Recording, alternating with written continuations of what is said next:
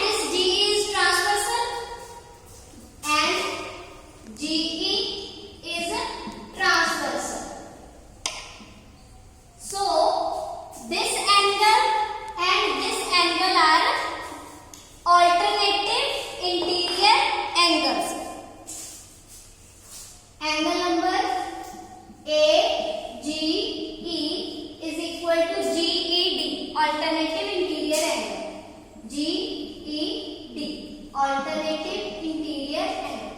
The value of GED is given, it's 126 degree, so the value of AG is also 126 degree.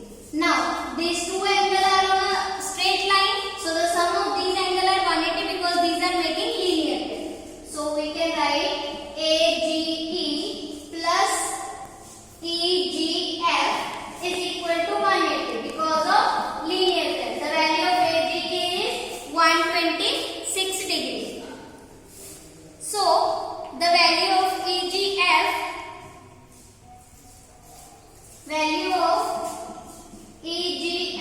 is equal to 180. Take this 126 to this side. I am writing here. The value of EGF is 180 minus 126. If we subtract this, so how we can do this? 10 minus 6 is 4. 10 minus 6 is 4. Here remains 7. 7 minus 2, 5. So the value of EGF is 54 degree. Now we have remaining only this angle.